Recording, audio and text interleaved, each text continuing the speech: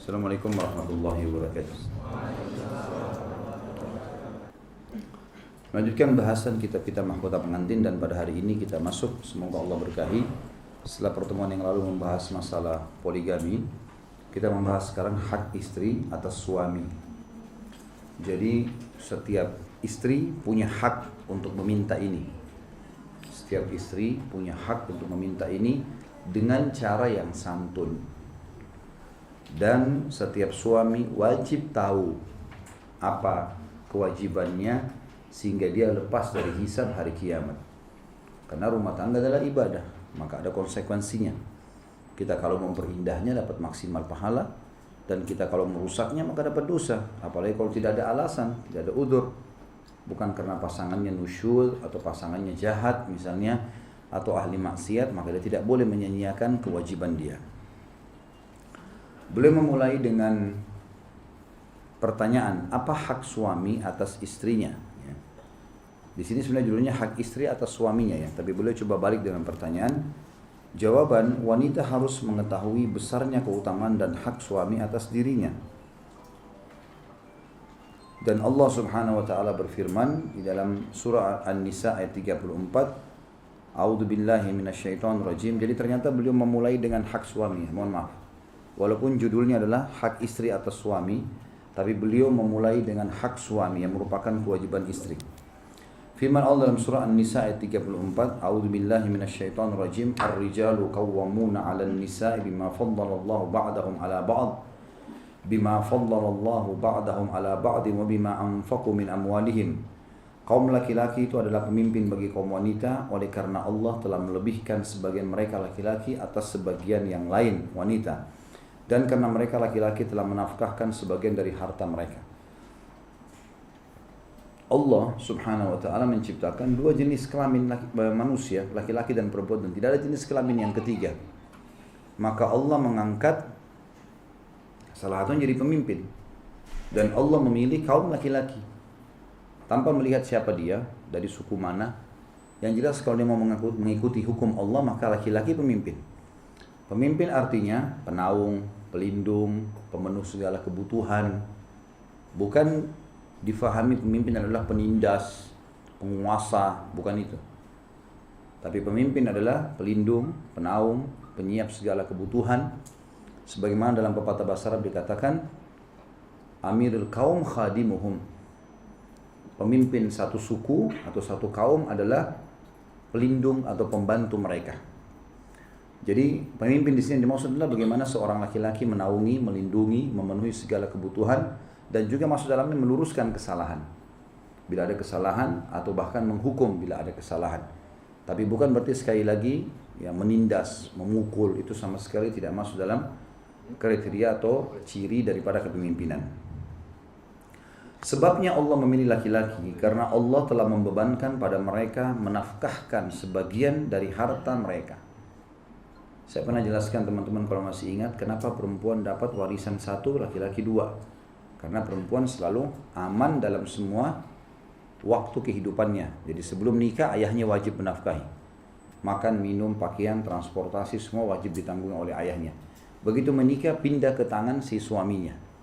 Jadi dalam dua keadaan dia selalu safe. Kalaupun ada gadis tua tidak menikah, tetap wajib nafkah bagi ayahnya. Ayahnya meninggal, pamannya, saudaranya laki-laki. Jadi memang dia selalu aman. Kecuali kalau orang memang hidup sebatang kara, ya Allahu alam. Ini mungkin kaum muslimin punya kewajiban untuk menanggulangi atau membantu orang itu. Tapi yang jelas sebelum menikah keluarga terdekatnya, terutama ayahnya, kalau sudah menikah berarti suaminya. Jadi dia selalu aman di dua keadaan. Sementara laki-laki kewajiban nafkah dari orang tua hanya sampai balik. Sisanya sunnah. Dia harus bekerja sendiri. Dia harus nanti setelah menikah menafkahi dirinya, menafkahi keluarganya, istri anaknya, menafkahi juga orang tuanya. Jadi memang ada beban-beban yang harus dia tanggung, makanya warisannya dapat dua. Dan mengorbankan hasil keringat ini, memang itu diberikan oleh Allah dalam kejiwaan laki-laki. Ini tidak mungkin, sangat sulit dilakukan oleh kaum wanita. Secara fitrah. Kalau ada wanita bekerja, punya penghasilan, lalu dia mau habisin penghasilan itu dikasih ke suaminya, semua itu tidak bisa terjadi. Dan mungkin persentasenya sangat kecil. Saya yakin mungkin ibu-ibu lebih tahu tentang alam perempuan gitu ya. Tapi kalau misalnya ibu-ibu punya penghasilan, misal ada lebih uang nafkah atau ada tabungan, saya yakin uang tabungan itu lebih terfikir untuk disimpan atau dipakai pribadi. Kalau untuk diberikan ke suami, apalagi semuanya, itu nggak mungkin. Benar nggak, Bu? Jujur. Nah, pengakuan, alhamdulillah. Ada kesaksian.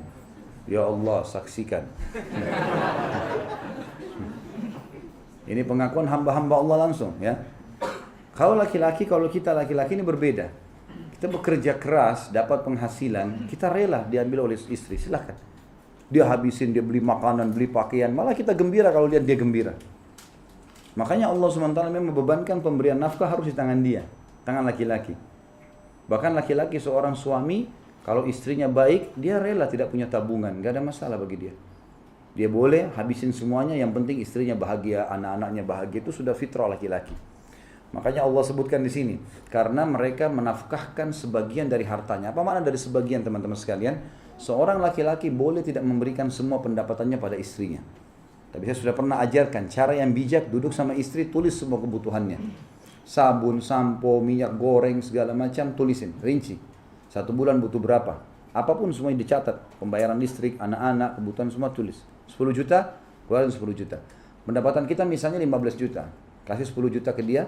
Mungkin kalau kita mau bersedekah lebih besar, kasih 1 juta lagi. Gitu. 4 jutanya kita punya hak untuk mengelola. Mau kasih orang tua, mau investasi, mau kasih masjid, terserah. Istri nggak boleh campur itu. Ini perlu digarisbawahi. Sebagaimana kalau perempuan dapat harta hak dia, misalnya dapat warisan dari orang tuanya, suaminya nggak punya hak 1 rupiah pun. Tapi istri punya hak sebatas nafkah, gitu kan? Jadi nggak boleh egois. Gitu. Kadang-kadang memang ada di antara muslim yang tidak paham masalah ini sehingga dia merasa kalau menikah maka semua harta suaminya harus dia miliki. Nggak bisa. Nafkah ibu betul. Selain itu dia punya hak mengelolanya. Makanya Allah gunakan kalimat sebagian harta. Dan bentuk keadilan Allah, Allah malah tidak membalik. Bukan laki-laki disuruh ambil dari harta istrinya.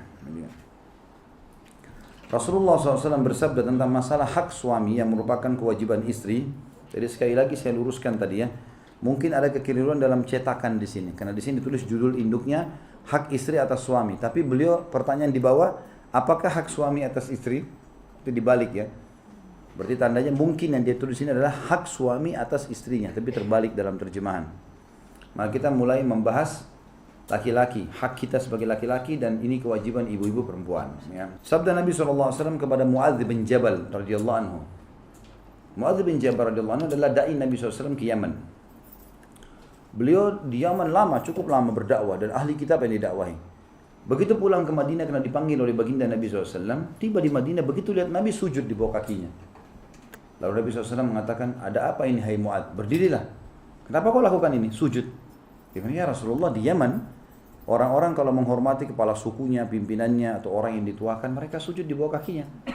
Maka saya anggap anda orang yang paling pantas untuk saya sujudi. Apa jawaban Nabi SAW? Tidak boleh hai Mu'adz. Lalu masuklah hadis ini. Lau kuntu amiran ahadan an yasjuda li ahadin la amartul mar'ata an tasjuda li zawjiha. Seandainya aku memerintahkan seseorang untuk sujud kepada yang lain, niscaya telah aku perintahkan wanita bersujud pada ya, suaminya di sini ya. Ini salah terjemahan lagi ya. Iya kan? Berarti kemudian betul tadi salah judul itu. Jadi wanita sujud pada istrinya nggak mungkin. Ya kan di buku ya. Itu diganti suami. Juga dalam hadis Nabi SAW, tentu hadis tadi itu ada di footnote ya 213, sahih diriwayatkan oleh Imam Tirmidzi. Jadi saking besarnya hak suami sampai kalau boleh sujud kepada selain Allah, istri disuruh sujud pada suaminya. Apa sebabnya? Karena suami orang asing. Coba ibu-ibu renungi pakai perasaannya, karena memang ibu biasa pakai perasaan. Bagaimana seorang laki-laki asing, nggak kenal kita sebelumnya, kita hanya kenal pada saat menjelang menikah. Kemudian pada saat sudah menikah, kita merengek sama dia, minta beli makanan, beli minuman, rumah, segala macam. Ya, maka ini harus juga dilakukan dengan santun. Saya sangat tidak setuju dan mengingatkan para akhwat kita, sudah minta nafkah bulanan sama suaminya, marah-marah lagi. Nah, WA-nya, jangan lupa besok nafkah. Minta duit orang ini. Hah? Masa gitu caranya? Gitu kan? Begitu telat 1 hari, memang kau dahulukan ibumu. Loh ibunya, wajarlah gitu kan. Tapi ini cara-cara yang harusnya santun ya. Saya pernah mengalami pada saat itu saya telat memberikan uang nafkah bulanan. Subhanallah istri saya tidak ngomong sama sekali. Memang saya lupa gitu kan. Saya tahu pada saat itu dia tidak bicara. Cuman subhanallah hikmah Allah, satu hari telat saya sempat tanya. Ada makanan tertentu kalau saya tanya itu minuman. Dia bilang sudah nggak ada, habis. Hanya bahasa saja. Itu sudah habis. Saya subhanallah langsung connect. Ini tanggal berapa? Oh iya saya lupa, telat. Menurut saya kemarin saya kasih nafkah. Tapi santun baik sekali gitu. Tidak usah marah-marah, mencak-mencak, hanya minta uangnya orang gitu kan. Ya. Jadi harusnya diperhatikan masalah ini. Tapi syukurnya bapak-bapak dikasih hati yang sabar biasanya. Sudah marah-marah minta duit, ya baik-baik saya akan kasih.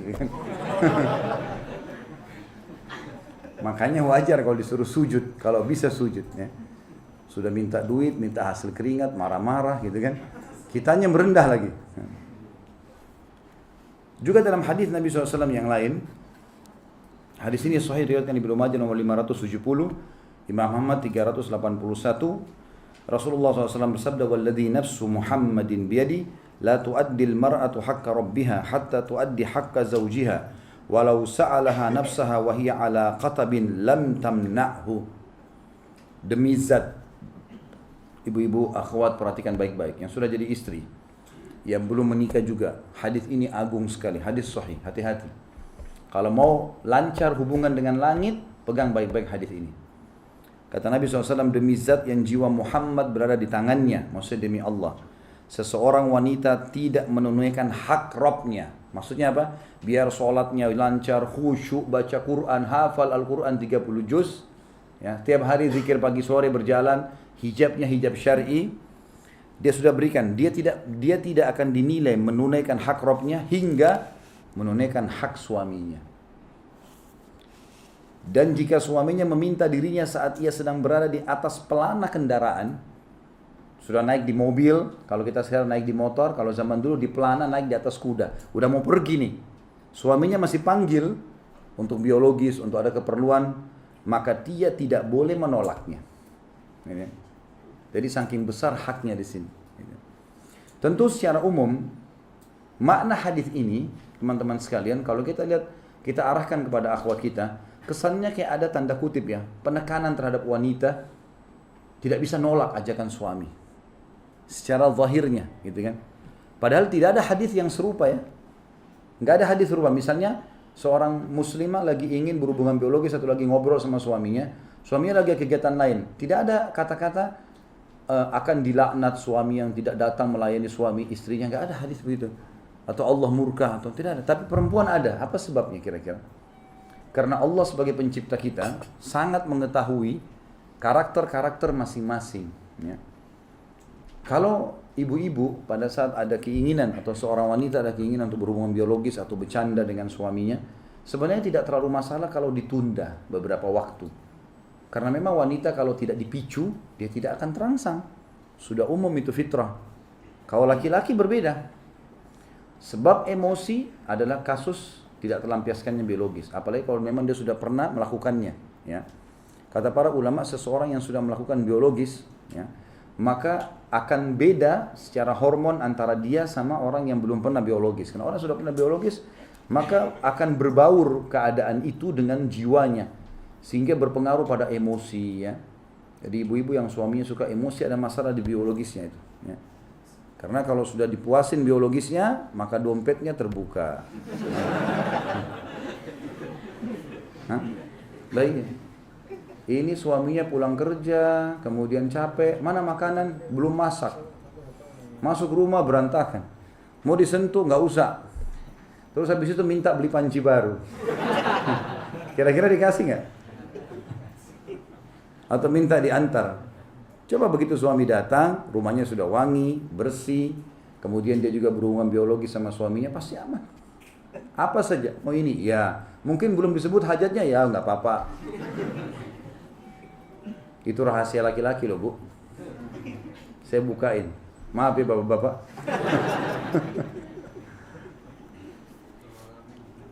Jadi harusnya begitu. Belum ngalamin, kasihan. Nasib bujang. Wajar itu kalau ada pepatah bahasa Arab mengatakan al-miskinul miskin man lam yatazawwaj. Orang yang super miskin adalah orang yang belum menikah. Saya dipancing loh, saya tidak bahas itu sebenarnya. Ada bujang yang nyeletuk tadi. Makanya jangan dipancing ya. Baik. Ternyata laki-laki kalau dalam hadis ini tadi yang kita sebutkan, kenapa wanita di atas pelana kudanya kalau dipanggil oleh suaminya untuk berhubungan biologis atau melayaninya makan, menemaninya harus datang, tidak boleh menolak. Dan itu berhubungan dengan ibadahnya si wanita dengan Allah, karena Allah lebih tahu bagaimana menghadapi laki-laki. Jadi harus betul-betul dihadapi seperti yang Allah pandu, penciptanya. Kalau enggak kita tidak akan bisa. Ibu-ibu tidak akan pernah bisa menghadapi laki-laki dengan cara selain yang Allah ajarkan. Tidak mungkin. Apalagi kalau kita mau ikutin pola-polanya orang-orang non-muslim dalam bermuamalah dengan suami, kasarnya, ya, kemudian penindasan, tanda kutip ya, atau mau merasa menguasai. Jadi pasti akan bahaya. Satu waktu bisa berontak gitu. Saya waktu itu pernah bimbing umrah satu kali plus Aqsa. Saya sampai apa ya? Kayak sulit untuk menerima keadaan itu, dan saya akhirnya nasihatin. Akhirnya saya bilang di depan suaminya, di depan ibu itu juga gitu. Jadi saya lihat setiap kali suaminya ngomong apa gitu ya, pasti dibantah oleh istrinya di depan orang gitu. Jadi kalau dia ngomong apa, kita begini ya mah, gitu. Enggak usah di depan orang. Padahal sebenarnya suaminya ini niatnya baik, ingin melibatkan istri ya. Sampai pada tingkat pulang dari Masjid Aqsa, saya lagi jalan sama-sama, di belakang saya kebetulan ada mangga Palestina, mangga itu besar gitu. Unik memang ya, kita mungkin tidak pernah lihat mangga sebesar itu di Indonesia. Saya sempat bilang, saya pernah coba mangga ini, bagus, manis. Kalau mau beli Bapak Ibu sekalian, saya ngomong gitu kan. Terus si bapak ini bilang sama istri, mah kita beli, nggak usah, untuk apa beli mangga gitu. Karena sudah berulang kali saya bilang, Bu, Bapak hanya mau beli mangga. Untuk apa ditahan? Nah, dia malu sendiri. Ya udah kita beli aja. Tapi saya lihat ini cara yang salah. Ini seperti bom waktu yang bisa meledak. Dan ini kalau meledak suaminya nanti jadi masalah ini. Sekali pergi akhirnya gitu loh. Sekali masalah karena itu bentrok sama fitrahnya sebagai laki-laki. Pasti bergejolak dalam jiwa, cuma mungkin karena sayang atau cinta yang berlebihan akhirnya membuat dia bisa bersabar, tapi ini bahaya sekali. Bukan begini cara menghadapinya. Cara menghadapi laki-laki yang Allah sudah ajarkan sebagai penciptanya. Kelembutan, keramahan, ya. Kemudian juga kesantunan, sampai hadis Nabi yang sudah pernah sering saya ulangi kan, wanita ahli surga, wanita yang kalau dia disakiti, dianya sedang disakiti, atau dia menyakiti suaminya, dia akan datang memegang tangannya sebelum tidur sambil berkata, saya tidak akan pejamkan mata, atau saya tidak bisa pejamkan mata sebelum kau ridho padaku. Ternyata laki-laki dengan cara lembut itu, misalnya ibu-ibu mengatakan, maaf ya saya salah, padahal suaminya yang salah. Nanti si laki-laki fitrahnya memang dasar dalam jiwanya akan mengatakan, oh ini orang merendah dengan saya yang salah kok, maafin saya ya. Karena laki-laki biasa terbawa ego gitu kan.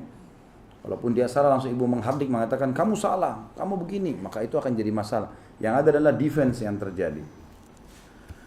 Riwayat selanjutnya Husain bin Mihsan radhiyallahu anhu mengatakan, bibiku menuturkan kepadaku, ia mengatakan aku datang kepada Nabi SAW. Ini ponakan sama tante, dua-duanya sahabat. Bibinya berkata, aku datang kepada Nabi SAW untuk suatu keperluan. Maka beliau berkata kepadaku, siapakah ini? Apakah punya suami? Ia menjawab, iya. Beliau bertanya, bagaimana kamu menunaikan haknya? Kebetulan tantenya Husain bin Mihsan ini datang ke rumah Nabi SAW menyampaikan, saya punya hajat ya Rasulullah. Kalau dia masuk ke ruang tamu Nabi, ada istri Nabi juga tentunya, bukan berduaan. Lalu Nabi tanya, siapa ini? Karena orang bercadar dan Nabi SAW tidak lihat ke arah mereka. Siapa ini? Apakah bersuami? Dia bilang iya. Lalu Nabi tanya, bagaimana engkau menunaikan haknya, hak suami? Ia menjawab, aku tidak melalaikan haknya kecuali bila aku tidak mampu melaksanakannya. Beliau mengatakan, perhatikanlah di mana posisimu darinya. Sesungguhnya ia adalah surga atau nerakamu. Ya. Jadi hati-hati.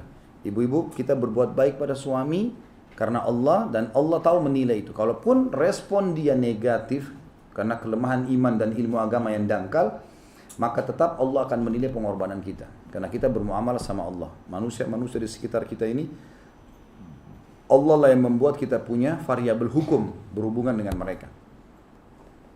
Seorang laki-laki datang dengan membawa putrinya kepada Nabi SAW seraya mengatakan, ini adalah putriku.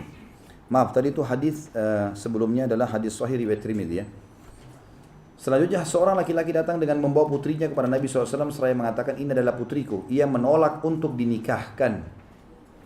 Jadi seorang ayah mengeluh kenapa anaknya mau dinikahkan, nolak anak perempuannya. Lalu Nabi SAW mengatakan, Ati'i abaki, atadrina ma haqquz zawji ala zawjati, law kana bi anfihi karhatun atau qarhatan tasilu qabhan atau qayhan, tasilu qayhan wa sadidan lahasathu ma addat haqqah.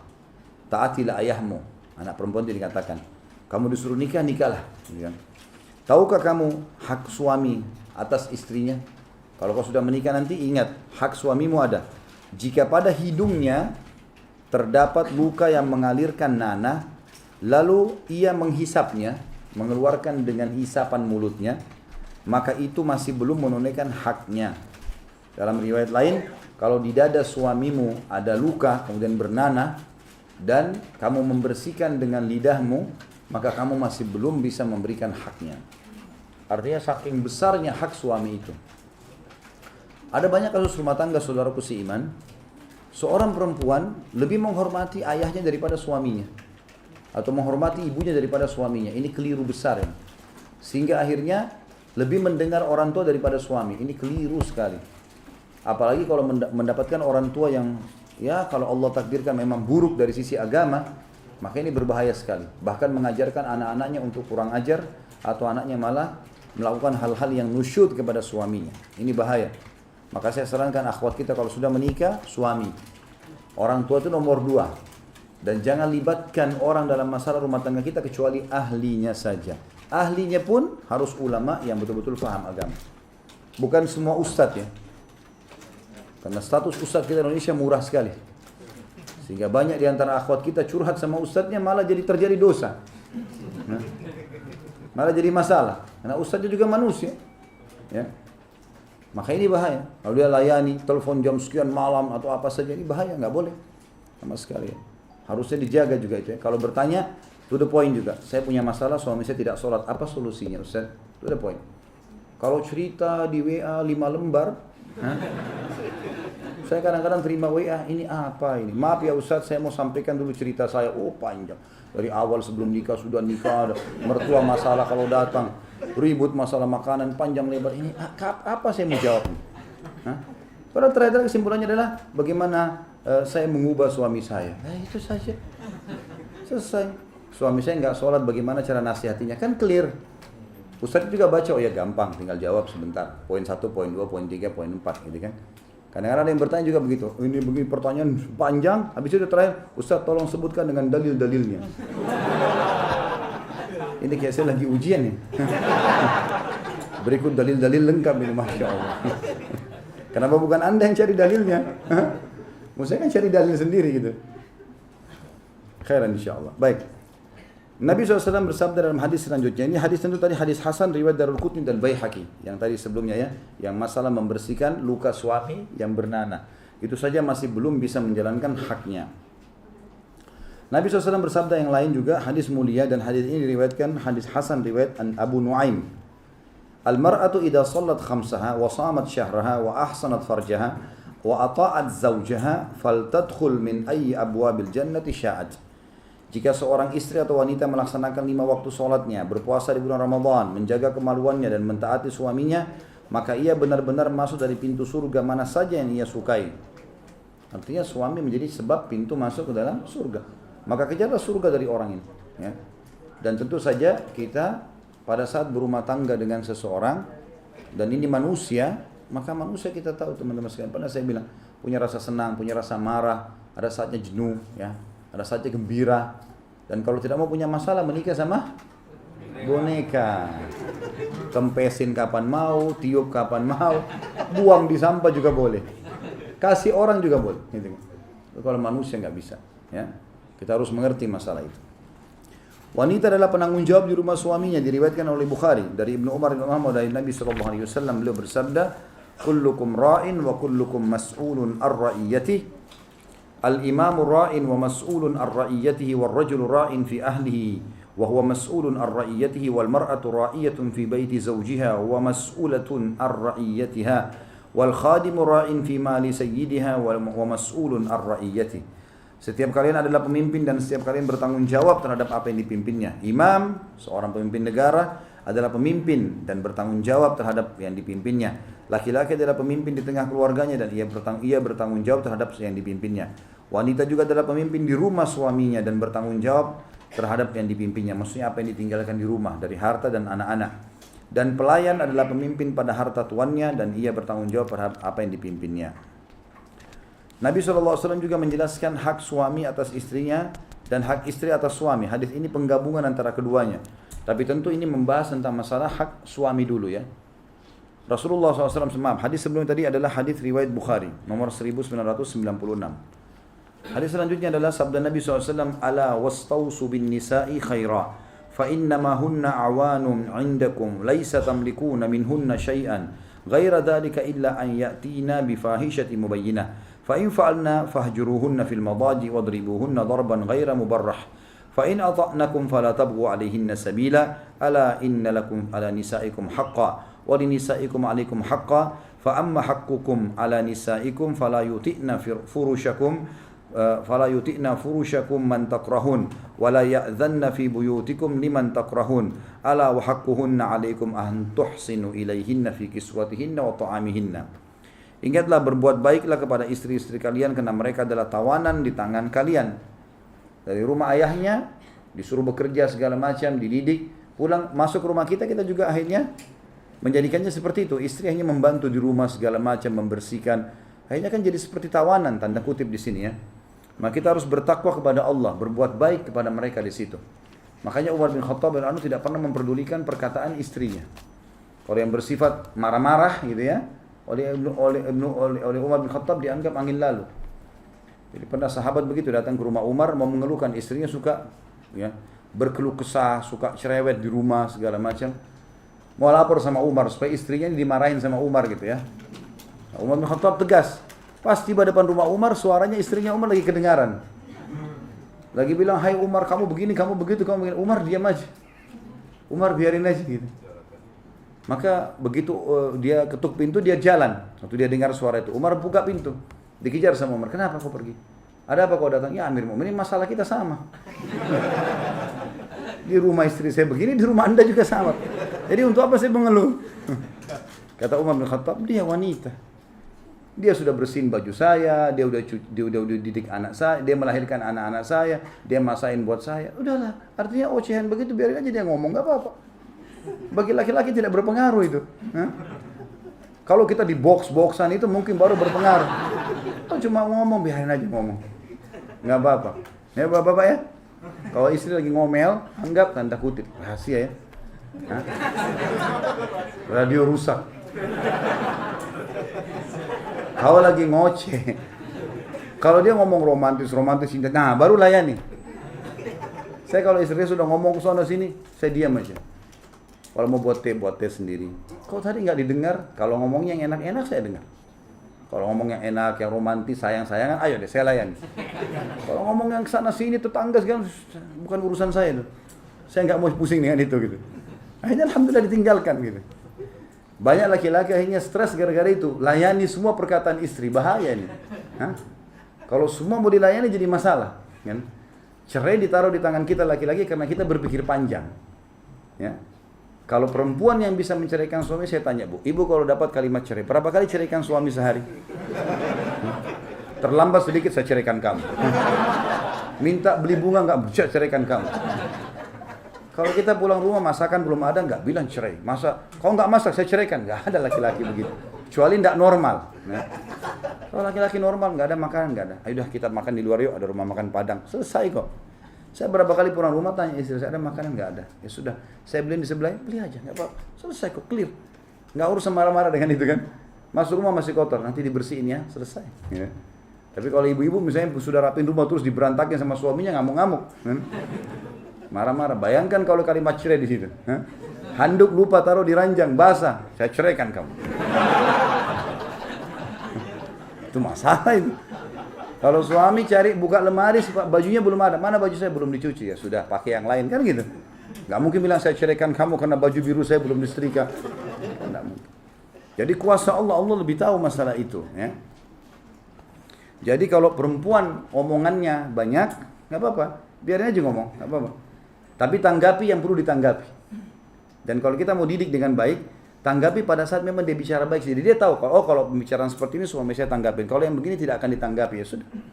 Dan kita tetap tentu menjadi pendengar yang baik. Kita juga memberi penasihat yang baik, ya. Jangan juga curhatan istri sama sekali nggak didengar, ya. Nah memang perempuan suka memang. Curhat-curhat itu memang alamnya dia, gitu. Ya. Bukan alam kita laki-laki itu. Jadi biasa nggak apa-apa, biarin dia curhat.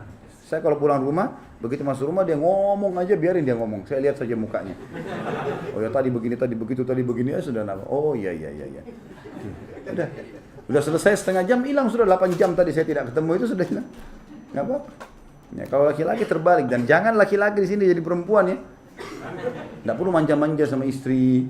Nggak perlu kita yang baru datang sudah cerita tadi di kantor begini, tadi dia cerewet. Istrinya yang dengar, terbalik itu. Jangan dibalik itu. Dikatakan di sini tawanan, ya, ini makna tawanan artinya kita layani saja di rumah, dan mana yang perlu ditanggapi yang enggak. Kata Nabi SAW, kalian tidak menguasai sedikit pun dari mereka selain itu, kecuali bila mereka melakukan kenistaan nyata. Jadi nggak boleh kita merusak hubungan dengan istri kecuali ada kenistaan nyata. Karena mereka memang pindah dari rumah orang tuanya ke rumah kita untuk melayani, kan? Jika mereka melakukan hal itu, kalau mereka betul-betul nista, berzina, selingkuh, ya, disuruh sholat nggak mau, atau apalah melakukan hal-hal yang haram, ya, maka tinggalkanlah mereka di tempat tidur mereka, dihajar namanya, hajar pakai e, ya, bukan hajar bahasa Indonesia, ya, dihajar, hajar itu artinya diboikot, diranjang, ya. Diboikot, diranjang. Nah ini ada juga hal yang penting. Ibu-ibu jangan menghajar suami. Bapak-bapak boleh menghajar istri. Karena beda karakternya. Laki-laki kalau dicuekin, diranjang, dia makin jadi. Akan keluar dari kamar. Ya. Kalau ibu pindah ke kamar sebelah, suaminya di kamarnya itu ngorok tidur. Jangan ibu pikir kalau ibu pindah kamar sebelah terus dia kepikiran kayak ibu, enggak. Dia tidur tuh nyenyak. Makanya jangan tinggalin. Nabi SAW sudah bilang wanita manapun yang tinggalin ranjang suami dilaknat sampai pagi. Karena Allah lebih tahu, jangan tinggalin ranjang suami. Ada masalah makin merapat sama dia. Jangan makin jauh. Kalau laki perempuan berbeda, ya. Kalau dia sudah tidur, ibu sudah baju rapi segala macam, suaminya lagi marah. Kalau suaminya tidak menghadap, tidak melayani dia, maka pasti dia akan berpikir, kenapa ya? Jadi pelajaran buat dia. Itu namanya dihajar. Dia diboikot di sini, ya, ditinggalkan tempat tidurnya, tapi syaratnya tidak boleh menghajar kecuali di rumah, ya. Yang pulang-pulang ke rumah orang tua itu perempuan, bukan bapak-bapak laki-laki, ya. Jangan kita ngambek sama istri pergi rumah orang tua, ini harus ganti jenis kelamin ini, ya. Nggak benar. Ada orang begitu kan, pulang ke rumah ibunya, akhirnya istrinya kepikiran, nginap di sana, ini nggak boleh ini. Kata Nabi SAW, jangan kalian menghajar kecuali dalam rumah. Jadi biar istri tahu kita ada di sebelah, kamar sebelah atau di ranjang, tidak diajak ngomong. Karena nusyudnya, ya, ini kalau pelanggaran agama, dia disuruh tutup aurat nggak mau, disuruh sholat tepat waktu nggak mau, nusyud yang berat. Jangan dihajar kalau hanya kena lupa masak, nggak boleh. Kalau cucian belum selesai itu urusan-urusan kecil, nggak usah dipedulikan, tuh gampang, mudahin. Tapi kalau masalah berat yang kita tahu nanti dia bahaya bisa masuk neraka, tanggung jawab kita harus melakukan ini. Kalau mereka tidak mau dengar, maka pukullah mereka dengan pukulan yang tidak melukai. Sebenarnya terjemahan darbatun ghair mubarrah tidak berbekas, ya. Sebagian ulama mengatakan menggunakan kayu siwak atau jari telunjuk, ya. Bukan di box, ya. Hanya disentuh saja. Salah kamu, ya. Diingatin begitu, ya. Jika mereka sudah mentaati kalian, maka janganlah kalian mencari jalan atas mereka. Jangan sengaja diungkit-ungkit lagi kesalahannya. Kalau istri sudah datang, maafin saya ya, ya sudah, baik saya maafin. Clear, sudah selesai, ya. Harus begitu. Bapak-bapak harus tahu, perempuan kalau sudah minta maaf, karena dia pakai perasaan, rangkul aja minta maafnya itu. Jangan kita terbawa ego, udah leh nanti aja. Gak apa-apa, saya mau tunjukin saya kan benar. Enggak, kamu memang salah begini. Jangan. Karena perasaannya terluka yang kedua kali jadi masalah. Nanti tadinya dia minta maaf, malah dia jadi marah, dan terbalik. Jadi kita harus cepat merangkul itu, ya. Kalau kita minta maaf, maka lakukan sambut, dia minta maaf, sambut dari sama, terbalik juga ya. Perempuan juga begitu. Kalau suami sudah katakan maafin saya, sudah clear. Ya, jangan lagi diungkit-ungkit karena itu berbahaya. Ingatlah bahwa kalian memiliki hak atas istri-istri kalian dan istri kalian memiliki hak atas kalian. Adapun hak kalian atas istri-istri kalian ialah mereka tidak memasukkan di ranjang kalian siapa saja yang kalian tidak sukai. Yang dimaksud di sini adalah mengkhianati suami. Ya, kadang-kadang ada orang, naudzubillah, jangan sampai terjadi di antara kita, dia lagi pergi kerja, kemudian istrinya selingkuh dengan laki-laki lain, gitu kan? Itu luar biasa melukai laki-laki itu dan berbahaya, ya. Itu berbahaya sekali karena kadang-kadang kalau dia tidak bisa kontrol maka dia bisa membunuh, dia bisa menyakiti keduanya, gitu kan? Itu berbahaya sekali. Dan tidak ada orang yang merusak rumah tangganya dengan cara seperti ini kecuali pasti nanti dia kalau berumah tangga lagi pun pasti rusak lagi.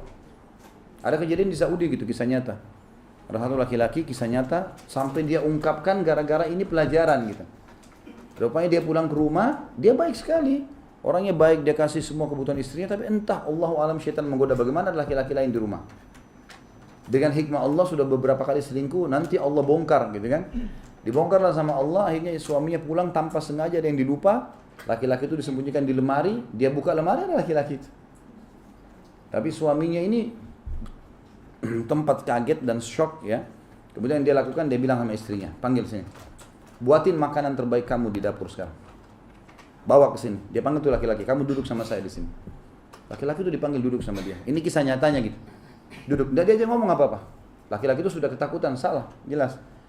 Dihidangkanlah makanan, lalu dikatakan, makan makanan ini. Kamu sudah menjadi tamu di rumah saya. Makan sekarang, walaupun cara kamu salah. Kamu makan, setelah makan, silakan kamu keluar dari rumah saya tidak akan laporkan ini dan taubat kepada Allah. Kamu sudah saya ceraikan, disuruh istrinya pulang, gitu kan. Itu yang dilakukan ya. Subhanallah, berjalan waktu ternyata mereka lanjutkan hubungan ini. Menikah, gitu kan. Berapa bulan menikah, perempuan itu selingkuh lagi sama laki-laki lain. Kuasa Allah. Orang kalau sudah begitu jadi begitu terus tuh. Dan untuk apa kita mengejar? Untuk apa perselingkuhan sekarang? Pasangan kita sudah punya, hanya beda casing. Hah? Ini putih, ini gagah, ini cantik, ini pendek, ini gendut, sama saja. Kemaluannya sama. Ya. Nggak ada bedanya. Itu sabda Nabi SAW. Kalau kalian lihat lawan jenis kalian di luar rumah kalian dan kalian tergoda dengannya, kembalilah kepada pasangan kalian karena dia memiliki apa yang dimilikinya. Sama saja ujung-ujungnya. Ini cuma casing saja. Ya. Jadi tidak usah terpengaruh dengan casing itu. Serta tidak mengizinkan masuk di rumah kalian siapapun yang tidak kalian sukai, termasuk orang tuanya sendiri. Jadi nggak boleh ibu-ibu datangkan orang tuanya karena orang tua main datang tanpa izin suami, nggak bisa. Walaupun itu rumah ibu ya. Kalau sudah nikah dan ibu bilang nggak apa-apa tinggal di rumah saya aja, suami sudah datang dia jadi pemimpin. Bukan karena itu rumah ibu, karena Allah yang nobatkan jadi pemimpin dia. Di rumah dia atau di rumah kita, sama aja, gitu kan. Maka harus tetap sampaikan, ayah saya mau datang besok ya. Disampaikan dengan adab dan baik. Insya Allah kalau dia orang beragama pastilah dia sambut dengan baik rumahnya atau rumah istrinya. Hak mereka atas kalian kalau mereka sudah kasih itu adalah kalian berbuat baik kepada mereka dalam hal pakaian dan makanan mereka. Dan ini subhanallah kata kunci kebahagiaan wanita. Di sini laki-laki puaskan makanannya istri, berikan pakaian yang terbaik, sudah aman di rumah. Gitu kan? Sudah aman di rumah. Ini perlu diperhatikan. Enggak masalah, lemari di rumah 3 buah, istri pakai 2,5, antum cuma setengah, enggak apa-apa. Udah biasa itu, pasti bajunya perempuan lebih banyak. Saya punya lemari di rumah, tinggal di pojok baju saya. Banyak sekali bajunya. Saya bilang ini lemari kalau bisa ngomong teriak nih. Masya Allah baju banyak sekali. Ya. Tapi memang sudah fitrahnya suka baju. Oh ini murah, ini diskon. Saya bilang ini kalau diskon ditunggu sampai hari kiamat nggak selesai-selesai. Antum lihat nggak toko 70% dari dulu 10 tahun lalu sama terus 70%. Tak pernah habis, nggak usah khawatir soal diskon. Karena itu promosi barang gitu kan. Tapi memang perempuan suka pakaian, wajar itu. Biarkan dia puas dengan pakaiannya.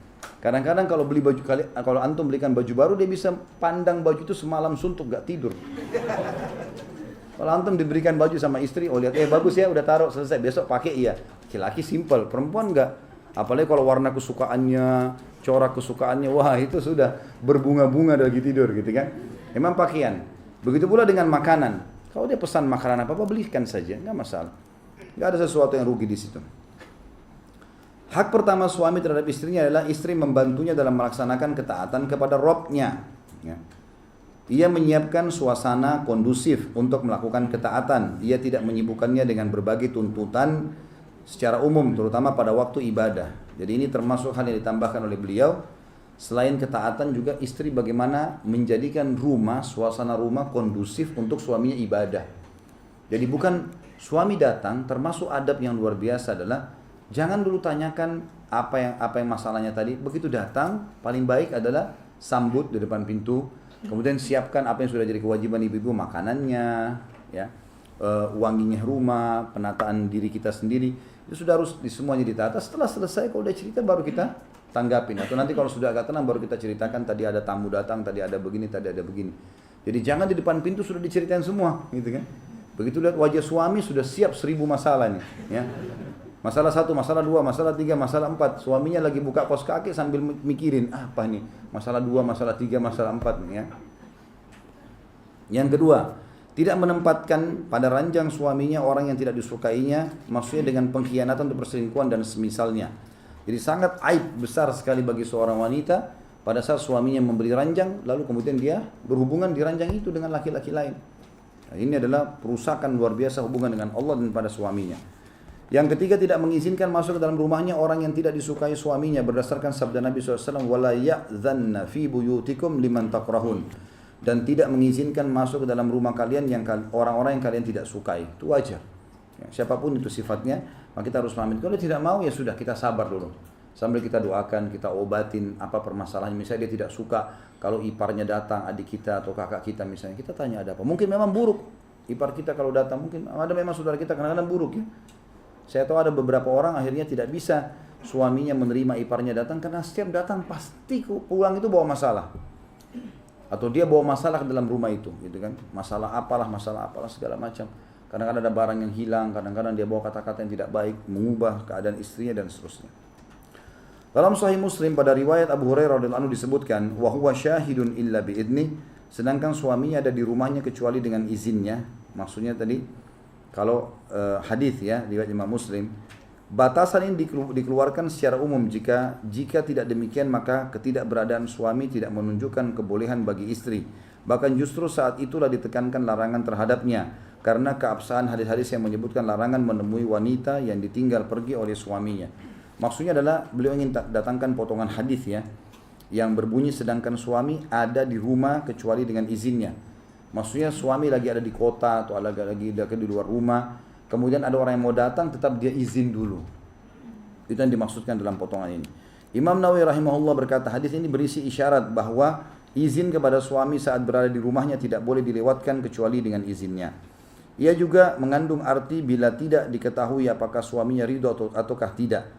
Adapun bila ia sudah tahu bahwa suaminya ridho dengan hal itu, maka tidak salah baginya.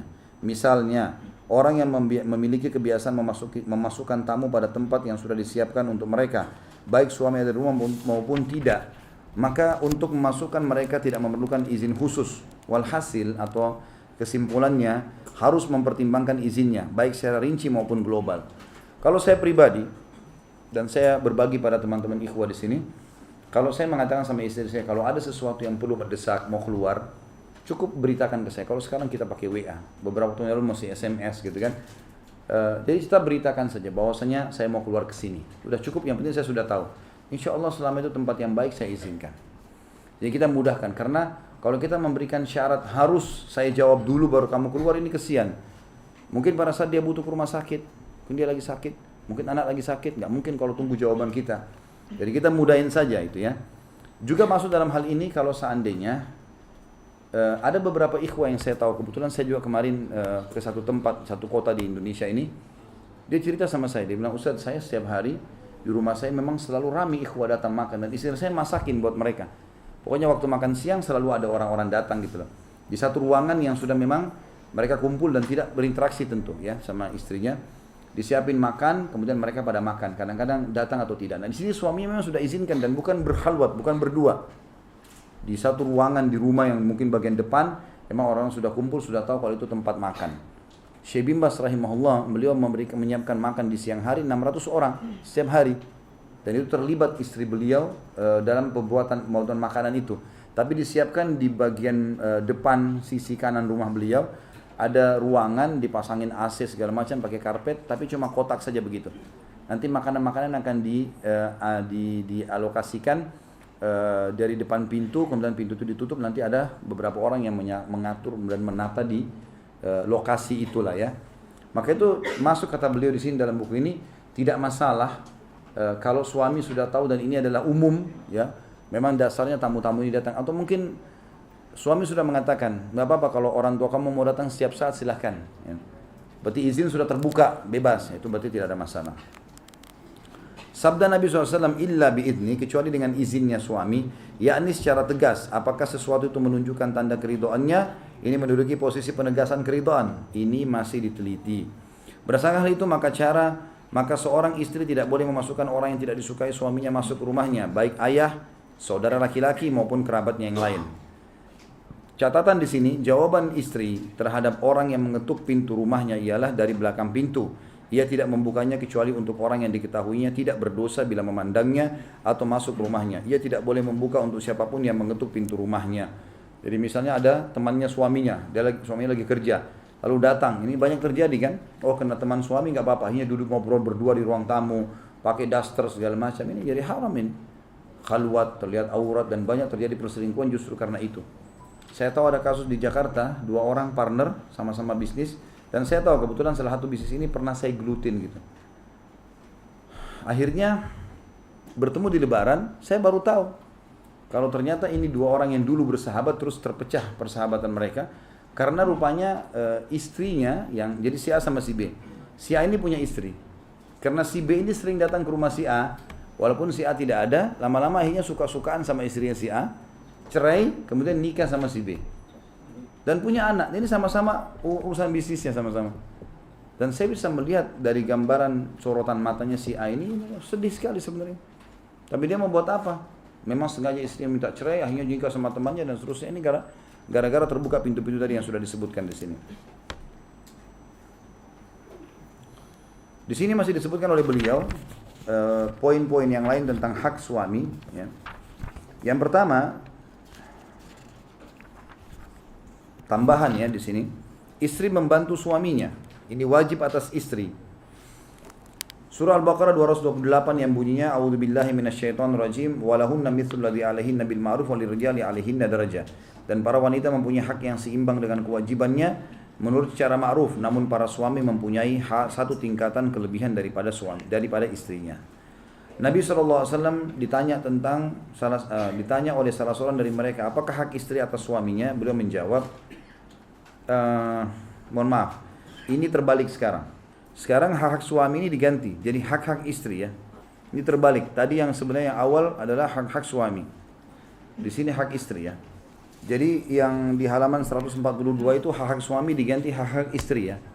Poin pertama itu titik itu, istri membantu suami diganti, suami membantu istri. Nah, emang itu hak istri di situ ya.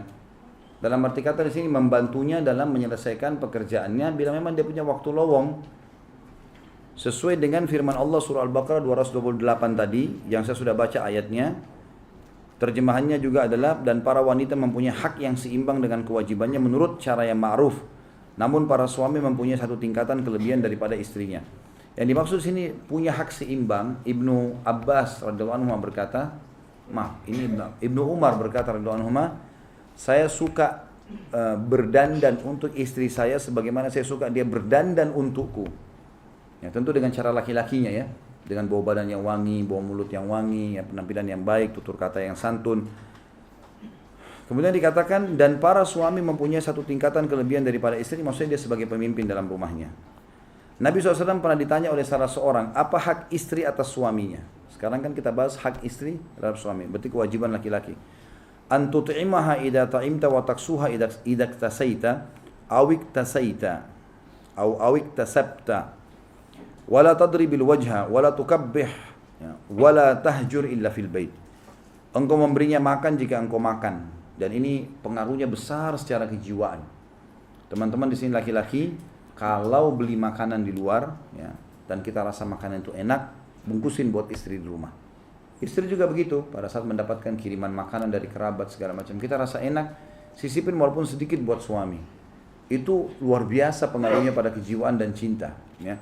Walaupun nanti setelah kita tawarkan, ini tadi saya makan enak nih, saya sisain buat kamu atau buat suami, buat istri misalnya.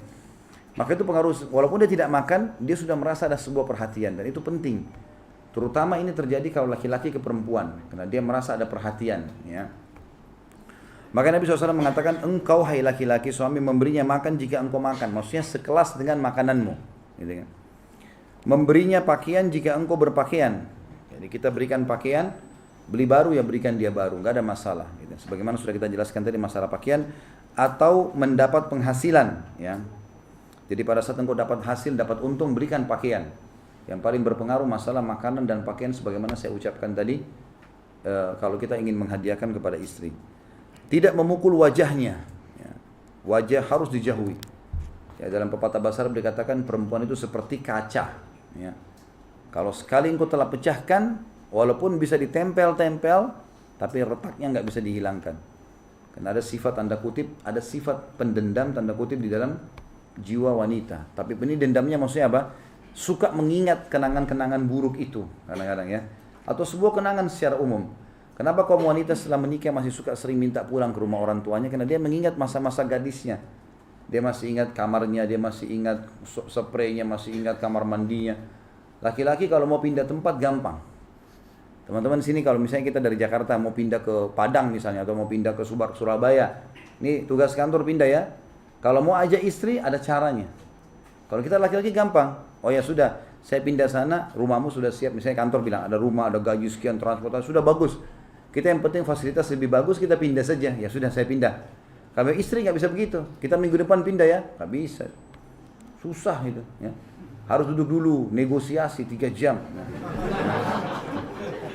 Tahu nggak Surabaya? Gitu mulainya. Tahu nggak Surabaya? Ya. Sudah pernah ke sana? Belum. Surabaya itu ada ini, ada ini, ada ini. Jelasin. Dia suka mall, ada mall loh namanya ini. Ada pasar. Oh, orang Surabaya itu gini-gini. Dia ceritain apa yang positif di sana, gitu kan. Sudah masuk di benak dia baru kita bilang, ya. Nanti kalau kantor ajak pindah nggak apa-apa ya kita pindah di sana, ya. Kita bicara, tapi sudah tertanam di benaknya. Oh, di sana ada ini, ada ini, ada. Kita pulang rumah mau pindah kantor minggu depan, siap-siap ya. Nggak bakal siap-siap itu. Nggak bisa. Karena emang sudah begitu fitrahnya, ya. Harus ada rayuan dulu, ya. Jadi kalau janjian sama istri, kemudian kita telat, laki-laki gampang. Saya janjian sama Akhtomi misalnya, ayo kita ke sana, satu tempat misalnya. Terus saya telat datang, begitu saya telat, maaf ya saya telat, ayo kita jalan sekarang. Ayo, laki-laki langsung aja jalan. Kalau sama istri nggak bisa, gitu kan. Tadi kita janji jam 12, duduk dulu. Berapa menit tadi antum telat, begitu menit antum merayu dulu, ya. Lambat setengah jam, duduk setengah jam dulu, ya. Tadi sebenarnya begini. Nanti kita kalau ke sana nanti saya beliin ini ya. Baru bisa, baru terjadi, ya. Baru dia bisa pakai sepatunya. Kalau enggak dia ganti baju, ya. Kemudian tidak menghinanya. Sama, ini ada perasaan-perasaan. Hati-hati menghadapi wanita. Sekali dihina diingat terus kata-kata itu. Mungkin kita sudah lupa, tapi dia tidak bakal lupa, ya. WA antum hati-hati kalau ngetik WA, enggak usah WA. Sama istri kalau lagi ada masalah jangan WA. Disimpan sama dia 10 tahun disimpan. Enggak usah WA. Kamu begini. Iya, baca saja. Oh iya, sudah. Nanti kalau ketemu baru ngomong, ya. Selesai. Kalau enggak bahaya, disimpan. Jadi data-data nanti, ya. Setahun kemudian kamu pernah bilang begini, mana? Ini buktinya. Ada bukti dia, ya. Jadi sebenarnya perempuan itu cocok jadi penyidik gitu, ya. Dan tidak meninggalkan kecuali dalam rumah. Sebenarnya ini keliru terjemahan, bukan meninggalkan, ya. Tidak menghajar tadi, tidak memboikot diranjang. Mana pulpen? Ini terjemahannya kurang tepat sebenarnya, ya. Seperti saya bilang tadi, tidak boleh laki-laki kalau lagi marah sama istrinya, dia ingin mendidiknya lalu dia pergi ke rumah orang tua atau ke rumah temannya, nggak boleh. Tetap di rumah, tetap kita di situ, ya, supaya perempuan itu mengambil pelajaran itu penting. Itu didikan dari Sang Pencipta Allah. Allah Azza wa Jalla, Allah yang Maha Suci dan Maha Mulia, menjelaskan bahwa suami memiliki hak atas istrinya, sebagaimana istrinya memiliki hak atas suaminya, sebagaimana suami berkewajiban bekerja, berusaha dan memberi makan anak istri. Ia juga memiliki hak atas istrinya, diantaranya istrinya membantu suami di rumahnya, dan ini wajib sebagaimana telah disebutkan. Bukan anjuran sebagaimana dikatakan sebagian orang, Jadi bukan anjuran saja, tapi ini kewajiban. Jadi pada saat suami lagi di rumah atau istri di rumah, istri mengerjakan pekerjaan di suaminya, apa yang bisa dibantu. Sebaliknya juga begitu, suami pada saat lagi di rumah dia selesaikan apa yang bisa dia bantu. Dan ini bukan anjuran, tapi ini sebuah kewajiban yang dia harus kerjakan. Sebagaimana halnya istri berkhidmah pada keluarga suami adalah anjuran dan bukan kewajiban sebagaimana berkhidmah pada suaminya. Kalau misalnya ada keluarga mertua, kita mau bantu dia, itu sebuah anjuran saja. Tapi kalau suami di rumah adalah kewajiban. Ibnu Qayyim rahimahullah mengatakan, Ibnu Habib mengatakan dalam Al-Wadi'ah atau Al-Wadihah, buku Al-Wadihah, bahwa Nabi SAW memutuskan perkara antara Ali radhiyallahu anhu dengan istrinya Fatimah radhiyallahu anha. Ketika keduanya mengeluhkan pelayanan khidmah kepada beliau, maka beliau memutuskan pada Fatimah agar berkhidmah pada bagian dalam, yaitu berkhidmah untuk urusan rumah, dan memutuskan pada Ali agar berkhidmah pada bagian luar. Kemudian Ibnu Habib mengatakan khidmah bagian dalam ialah membuat adonan roti, memasak, menata tempat tidur, menyapu rumah, mengambil air dan seluruh pekerjaan rumah. Dan dalam Sahihain disebutkan Fatimah mengeluhkan apa yang menimpa tangannya karena menggiling gandum. Lalu ia datang kepada Nabi SAW untuk meminta kepada beliau seorang pelayan. Namun dia tidak menemukan Nabi SAW, maka ia mengutarakan hal itu kepada Aisyah radhiyallahu anha. Ketika Nabi SAW datang, Aisyah mengabarkan hal itu kepada beliau. Kemudian Ali dan Fatimah datang saat kami hendak tidur, kata Aisyah. Aku pun beranjak bangun, kata Fatimah, aku beranjak Kemudian Ali dan Fatimah datang saat kami hendak tidur. Ini perkataan Aisyah berarti. Aku pun beranjak bangun, maka beliau mengatakan, tetaplah di tempatmu. Jadi Nabi berkata kepada Aisyah, tetap di tempat tidurmu. Beliau pun duduk di antara kami dan aku merasakan dingin kedua kaki beliau di dadaku. Jadi di sini sebenarnya kalau yang saya pernah temukan ya, Allahu a'lam, adalah riwayat Nabi SAW yang mendatangi rumah Ali dan Fatimah ya, dalam kondisi musim dingin. Kemudian waktu Fatimah beranjak dari ranjang yang mau berdiri, mau pindah, Nabi SAW mengatakan duduklah tetap di situ. Lalu Nabi duduk di atas ranjang antara Fatimah sama Ali. Lantas beliau mengatakan, Ala adullukuma ala ma huwa khairun lakuma min khadimin idza ataituma ila firashikuma aw akhadtuma madaji'akuma fakabbira 33 wa sabbiha 33 wa ahmada 33 wa hadha khairun lakuma min khadim. Maukah aku tunjukkan kepada kalian berdua apa yang lebih baik daripada pelayan? Jika kalian berdua hendak menempati tempat tidur, maka bertakbirlah sebanyak 33 kali, bertasbihlah 33 kali dan bertahmidlah 33 kali. Itu lebih baik bagi kalian daripada pelayan. Para fuqaha berselisih mengenai hal ini sebagaimana ulama dari kalangan salaf ya, segolongan dari ulama dari kalangan salaf dan khalaf mewajibkan istri membantu suami dalam urusan kemaslahatan rumah. Abu Thawr berpendapat istri wajib membantu suaminya dalam segala hal, sebagaimana ulama menolak kewajiban suami membantu istri dalam apapun. Di antaranya ulama yang berpendapat demikian adalah Imam Malik, Syafi'i, Abu Hanifah dan mazhab Zahiri. Menurut mereka karena akad nikah itu hanyalah berkonsekuensi mendapatkan kesenangan, bukan memberi pelayanan dan kemanfaatan. Menurut mereka hadis-hadis tersebut hanyalah menunjukkan anjuran dan akhlak yang mulia. Lalu di manakah kewajiban itu? Sementara kalangan yang mewajibkan suami membantu istrinya berargumen, jadi ini khilaf di antara ulama tentang masalah apakah unsur timbal balik kewajiban saling membantu ada atau hanya istri kepada suami atau suami kepada istri saja.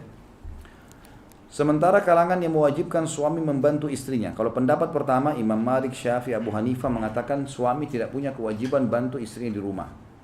Sementara pendapat yang lain mengatakan suami wajib membantu istrinya, berargumen bahwasanya sudah dikenal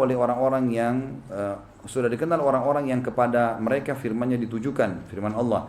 Adapun menyenangkan istri menurut mereka di mana suami berkhidmat dengan menyapu rumah, memasak, membuat adonan, mencuci, memasang permadani dan melakukan tugas rumah, maka itu termasuk kemungkaran. Allah SWT berfirman, lahunna mithlul ladzi alaihinna bil ma'ruf. Dan para wanita mempunyai hak yang seimbang dengan kewajiban menurut yang cara ma'ruf. Maksudnya pendapat kedua berkata begini, suami tetap wajib membantu istrinya, tapi bukan mengambil alih pekerjaan. Ya, kalau pendapat pertama tadi mutlak, suami tidak perlu masuk rumah, menata rumah, memasak segala macam secara mutlak. Atau walaupun istrinya masak, nggak boleh diambilin garam. Gitu. Pendapat pertama tadi, Imam Malik, Imam Syafi'i, Abu Hanifah dan seterusnya. Tapi kalau pendapat yang kedua mengatakan tidak. Kalau mengambil alih tugas istri nggak boleh secara mutlak. Jadi dia yang masak, dia yang nyapu, dia yang segala macam, istrinya yang santai-santai atau istrinya yang kerja. Ini nggak boleh.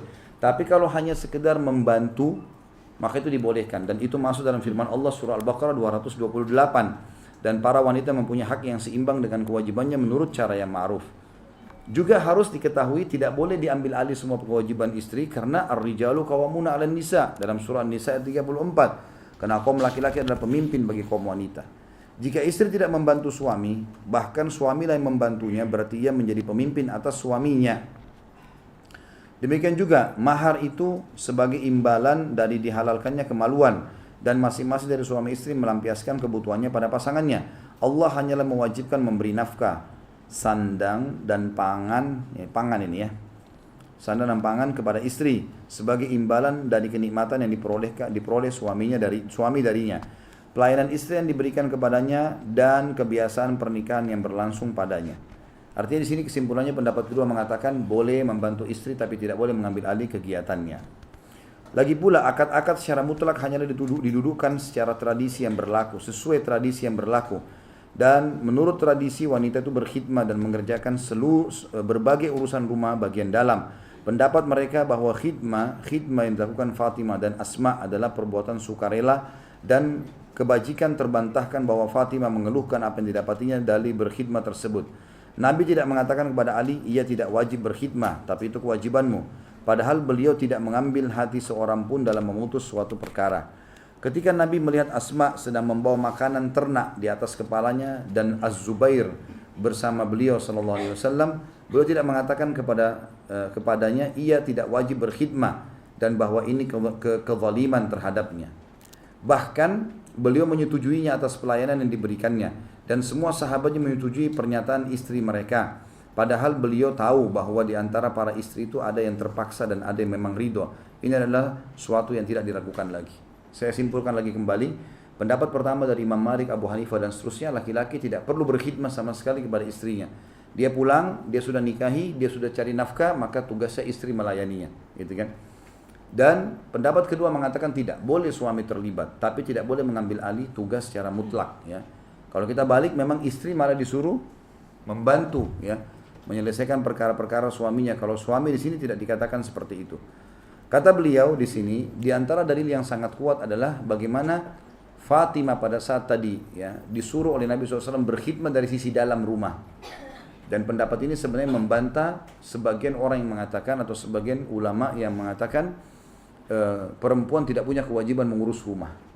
Dia hanya melakukannya karena khidmah, karena bentuk kepatuhan pada suami. Padahal sebenarnya Nabi SAW menyuruh Fatimah pada saat itu untuk menyelesaikan urusan dalam rumahnya.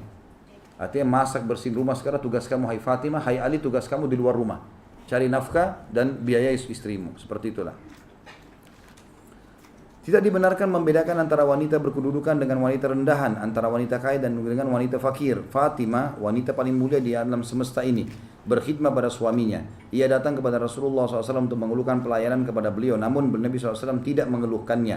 Karena Nabi dalam hadis tersebut menyebut istri sebagai tawanan. Ala wastausu bin nisa'i khaira fa innama hunna awanun indakum. Ingatlah, berbuat baiklah kepada para istri kalian karena mereka tidak lain adalah tawanan di sisi kalian. Al-ani adalah al-asir, ya, atau tawanan, dan kedudukan tawanan adalah berkhidmat pada orang di mana ia berada di dalam kekuasaannya. Tidak diragukan lagi bahwa nikah adalah tanda kutip sejenis dengan perbudakan, tanda kutip, ya. Sebagian salah berkata nikah adalah perbudakan, tanda kutip yang positif, ya. Artinya si laki-laki bekerja keras cari uang untuk beri istrinya masak bersihin rumah untuk suaminya. Jadi tanda kutip kesannya memang bekerja keras di situ. Maka hendaklah tiap-tiap orang dari kalian memperhatikan kepada siapa yang menyerahkan wanita yang kepada siapa yang menyerahkan wanita yang dimuliakannya. Jadi siapa yang dinikahkan harus dia tahu siapa calon anak mantunya, karena supaya tidak salah. Sudah jelas bagi siapa yang melihat dengan objektif mana yang rajih di antara dua mazhab dan mana yang paling kuat di antara kedua dalil tersebut. Ini termasuk hal yang perlu digarisbawahi, artinya laki-laki tidak punya kewajiban mengambil alih tugas istri, tapi dia boleh membantunya saja. Ya. Ini pendapat yang dari tadi beberapa paragraf kita baca itu kesimpulannya. Kemudian tidak pergi dari rumah suaminya kecuali dengan seizinnya. Ini hak yang lain, dia dari suami tapi merupakan kewajiban istri. Hanya saja ini juga merupakan, ya, dari sisi lain adalah hak istri harus diperhatikan. Artinya suaminya harus bisa memberinya izin kalau hal-hal yang ma'ruf, yang boleh. Sesuai dengan sabda Nabi SAW, ala wa alla takhruju min baitiha illa biidnih. Hendaklah ia tidak keluar dari rumahnya kecuali dengan seizin suaminya. Jadi di sini termasuk hak istri adalah kita mengizinkannya kalau dia mau keluar rumah, ya. Kalau memang dia mau ke masjid, dia mau ke majelis taklim, tidak boleh dilarang juga, ya. Itu hak dia yang harus kita berikan. Kecuali kalau kita memang butuh pelayanan dia di rumah, butuh, mungkin anak-anak akan terbengkalai kalau dia pergi, itu lain. Juga dalam sabda Nabi SAW yang sudah sering kita ulangi tadi adalah hadis yang sahih riwayat Muslim, ala wastausu bin nisa'i khaira fa innamahunna awanun indakum. Ingatlah, berbuat baiklah kepada istri kalian karena mereka adalah tawanan di sisi kalian. Al-ani adalah tawanan sebagaimana sudah jelas, dan tawanan tidak boleh keluar dari kekuasaan tuannya kecuali dengan izinnya, baik ia sudah digauli maupun masih di rumah keluarganya dan belum digauli. Kapan sudah akad nikah, hukum ini berlaku pada istri. Keluar sudah harus dengan izin suaminya. Ia tidak melepas pakainya di selain rumahnya, dan ini adalah istrinya harus tahu ini, ya. Ini hak istri dan juga hak suami di sini, ya. Masuk dalamnya. Hendaklah wanita berhati-hati untuk tidak melepas pakaiannya selain di rumahnya. Nabi SAW bersabda, "Ma min mar'atin tada'u thiyabaha fi ghairi baiti zawjiha illa hataqatis satra bainaha wa bain rabbiha." Tidak ada seorang wanita pun melepas pakaiannya di selain rumahnya, melainkan ia telah membuka tirai antara dirinya dengan Rabbnya. Hadis ini hadis sahih, ya. Ini hadis diriwayatkan oleh Abu Daud dan Tirmidzi, Ibnu Majah. Kata para ulama, hadis ini menjelaskan tentang istri haram hukumnya untuk memakai baju-baju santai yang biasa bersama dengan suaminya di rumah lain. Dan suami tidak boleh juga membiarkan itu terjadi. Dia harus jalankan kewajiban suaminya, harus mengontrol. Kalau dia mau pergi rumah orang tuanya, jangan bawa baju tidur ini misalnya. Baju tidur ini sudah biasa dipakai di kamar. Nginap di sana, bawa baju ini, tertutup misalnya, yang lebih tertutup, lebih santun dan seterusnya. Istri juga tidak boleh sama sekali membuka pakaian. Jadi suami harus ingatkan sebagai kewajibannya, itu hak istri untuk diingatkan. Dan juga kewajiban istri harus menjaga itu. Dia tidak boleh membuka atau menggunakan pakaian-pakaian yang biasa dipakai sama suaminya, apalagi itu khusus dan diperlihatkan kepada orang lain. Termasuk tidak berpuasa pada saat suaminya berada di rumah kecuali dengan seizinnya. Ini merupakan kewajiban istri dan kewajiban suami mengingatkan itu. Dia lagi puasa sunnah misalnya, harus izin dulu. Imam Bukhari meriwayatkan hadis Nabi SAW yang berbunyi dari Abu Hurairah radhiyallahu anhu, la yahillu lil mar'ati an tasuma wa zawjuha syahidun illa biidni wa la ta'dhana fi baitihi illa biidni wa ma anfaqat min nafaqatin min ghairi amri an ghairi amrihi fa innahu yuaddi ila syatruh. Tidak halal bagi wanita berpuasa saat suaminya berada di rumah kecuali dengan izinnya, dan tidak boleh memberi izin seseorang masuk ke rumahnya kecuali dengan seizinnya. Apa saja nafkah yang ia keluarkan dengan tanpa seizin suaminya, maka ia harus mengganti separuhnya. Dan ini hadis diriwayatkan Imam Bukhari, Muslim. Jadi kalau uang itu dari suami, ibu nggak boleh keluarkan kecuali dengan penyampaian dia, walaupun sedekah. Kecuali uang ibu pribadi itu berbeda. Al-Hafidh rahimahullah mengatakan sabda Nabi SAW kecuali dengan izinnya, yakni selain puasa di bulan Ramadan, karena Ramadan wajib. Demikian pula puasa wajib di luar bulan Ramadan jika waktunya sempit. Misalnya dia harus bayar utang Ramadannya, maka sekarang sudah mau Ramadan, kayak sekarang misalnya sudah dekat Ramadan, ada orang masih punya utang 1 hari, dia harus bayar misalnya hari atau besok. Maka ini harus dia lakukan, tidak bisa lagi, walaupun dia tidak izin sama suaminya, dia wajib puasa, karena kewajiban. Jika waktunya sempit maka tidak ada masalah tidak izin. An-Nawawi mengatakan dalam Syarah Al-Muhadzab, sebagian sahabat kami memakruhkan, dan yang benar adalah yang pertama, diharamkan, ya. Untuk puasa sunnah maksudnya, ya, kalau tanpa izin suaminya. Seandainya istri berpuasa dengan tanpa izin suaminya, maka puasanya sah, tapi ia berdosa dalam pendapat sebagian orang karena berbeda aspeknya. Sementara menurut Al-Imrani, masalah diterimanya terserah kepada Allah. An-Nawawi mengatakan ini ditunjukkan oleh madhab bahwa puasa tidak mendapatkan pahala, dan yang menegaskan keharamannya adalah ketetapan hadis yang menyebutkan dengan kata larangan. Penyebutannya dalam bentuk kalimat berita tidak menghalangi hal itu. Jadi ini beliau coba rincikan potongan hadis saja, dan bagaimana memahami hadis. Tidak halal bagi perempuan untuk berpuasa dengan kehadiran suaminya tanpa izinnya, ya. Beliau mengatakan kalau puasa wajib seperti yang tadi saya jelaskan, maka dia tidak perlu izin kayak Ramadan atau bayar utang Ramadan pada waktu kepepet. Kalau waktu masih panjang boleh dia atau dia harus sampaikan ke suaminya.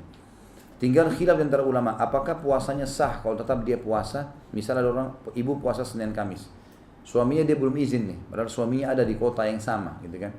Kalau di luar kota nggak ada masalah karena tidak butuh khidmah. Tapi satu kota dan dia lupa sampaikan. Pendapat pertama mengatakan sah puasanya, tapi dia dosa dengan perbuatannya. Dan pendapat kedua yang lebih kuat, dan ini Imam Nawawi tekankan tadi, pengharamannya karena ada larangan dalam hadis tadi.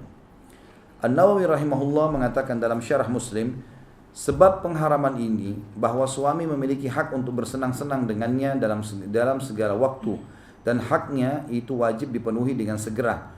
Haknya tidak bisa dilewatkan karena amalan sunnah adalah kewajiban yang bisa ditunda. Maksudnya puasa sunnah dibandingkan dengan melayani suami. Istri hanyalah tidak boleh berpuasa tanpa seizinnya. Jika suami ingin bersenang-senang dengannya boleh, dan puasanya batal ya kalau misalnya dia digauli. Karena biasanya seorang muslim tidak suka membatalkan puasa dengan cara merusaknya. Tidak dilakukan lagi bahwa yang terbaik bagi suami adalah yang sebaliknya, karena tidak ada dalil yang menunjukkan kemakruhannya. Jadi suami boleh saja dia suruh batalin istrinya.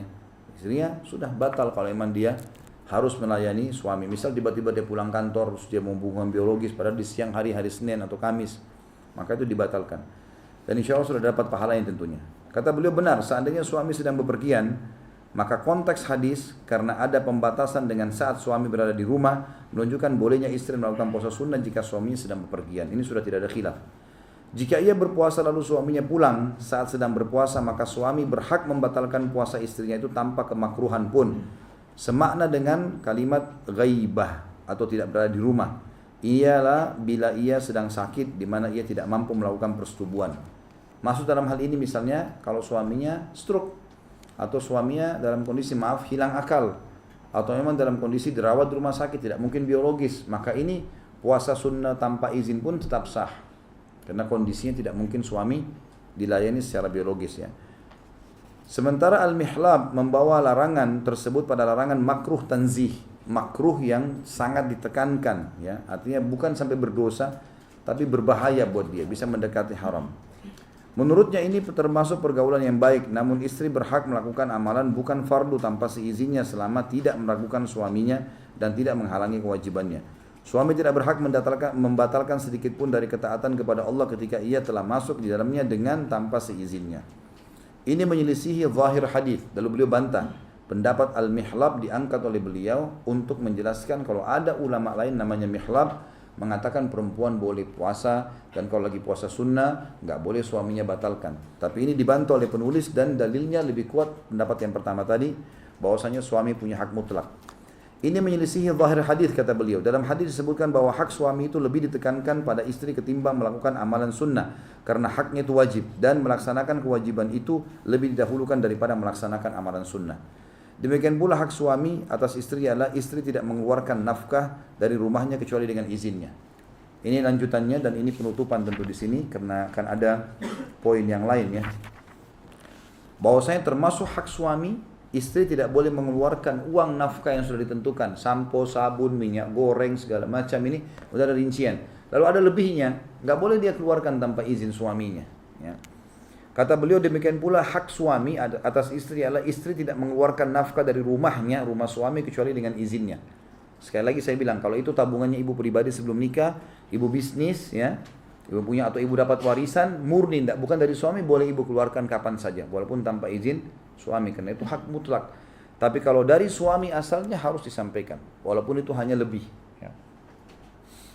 Sabda Nabi SAW, sama kalau ibu misalnya dihadiahkan mobil oleh suami, nggak boleh ibu tiba-tiba jual begitu saja, walaupun sudah dikasih. Sampaikan ini mobil saya mau jual, saya mau tukar tambah ya, disampaikan. Demikian pula hak suami atas istrinya ialah tadi sudah saya bacakan. Nabi SAW bersabda, la tunfikul mar'atu syai'an min baiti zawjiha illa biidni zawjiha. Kila ya Rasulullah, walat ta'amu, qala dhaka afdalu amwalina. Tidak boleh seorang wanita, kata Nabi SAW, menafkahkan sesuatu dari rumah suaminya kecuali dengan seizinnya. Lalu seorang sahabat bertanya, wahai Rasulullah, tidak pula makanan?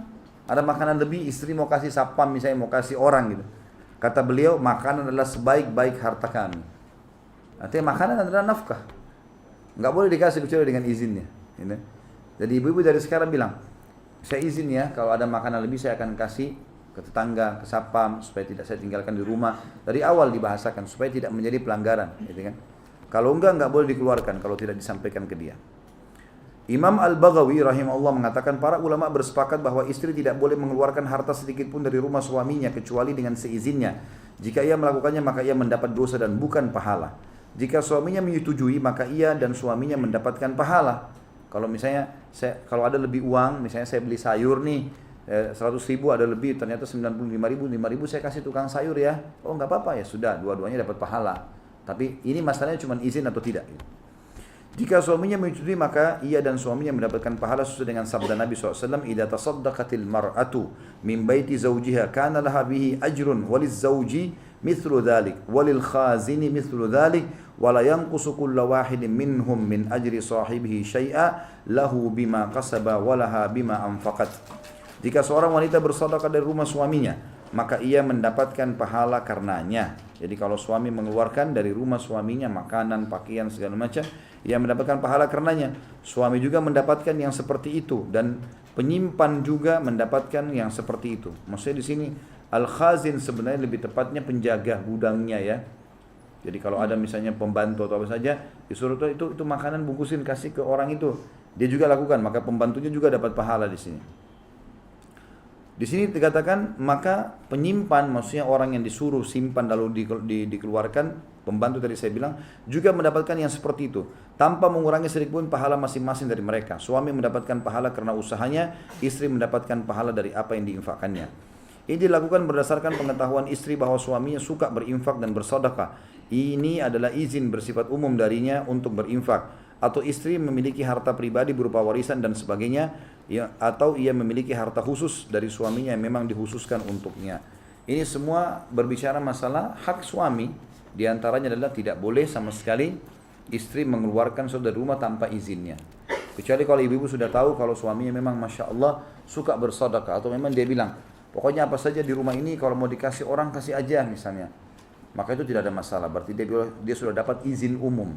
Dia sudah dapat izin umum. Tentu nanti ada subbahasan lagi ya ke depannya masalah tidak boleh meminta cerai. Nah ini juga termasuk hak suami kecuali dengan udzur syar'i. Nah, jadi kalimat cerai ini hati-hati dari lisan ibu-ibu sekalian. Mungkin begitu saja. Subhanakallahumma bihamdika asyhadu an la ilaha illa anta astaghfiruka wa atubu ilaik. Wassalamualaikum warahmatullahi wabarakatuh.